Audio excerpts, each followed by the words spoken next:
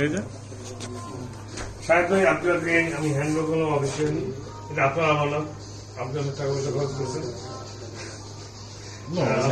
যা লাগে মিউজিশিয়ানদের জন্য যেটা লাগে স্টুডিও ভাড়া আমার তো বাকি আছে কিন্তু আচ্ছা, এইটা হচ্ছে আপনার জিনিস, আপনার আমানত, আপনি বুঝে পেরেছেন।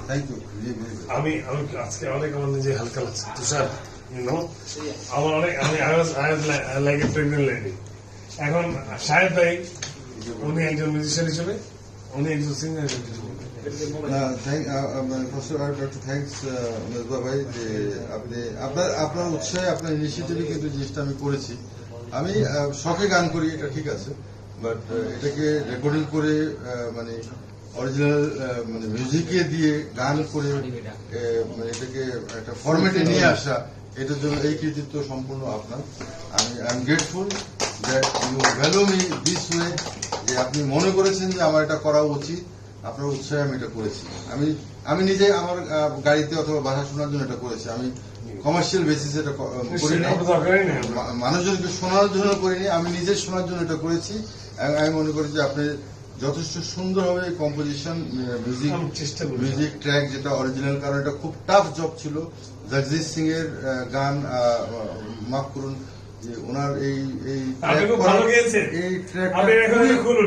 কষ্টের ব্যাপার, এটা খুব কষ্টের ব্যাপার। আমি এই ট্র্যাকটা আমি শুনেছি, শোনার পরে আমার কাছে এটা মনে হয়েছে যে বাংলাদেশে বসে এই ভারত উপমহাদেশের বিশিষ্ট গজল শিল্পী জগজিৎ সিং এর ট্র্যাক করা, it's really a tough job, which Mesbah has done a great job, great job. আমি গিয়েছি কতটুকু আমি সন্তুষ্ট আমি চাই না, আমি পুরোপুরি শুনবো, শোনার পরে অবশ্যই আমার কাছে যেটুকু মনে হয়েছে আপনার ট্র্যাকটা অদ্ভুত ছিল ট্র্যাকটা। আমি গিয়ে সন্তুষ্ট, এবং আমি আশা করছি ভবিষ্যতে আমি আরো 5-6টা জগজিৎ সিং এর গান করবো নিজের স্যাটিসফ্যাকশনের জন্য, নট ফর কমার্শিয়াল। এই হচ্ছে যে শাহেদ ভাইয়ের পুরো ট্র্যাক ইনক্লুডিং এর গোলাপ।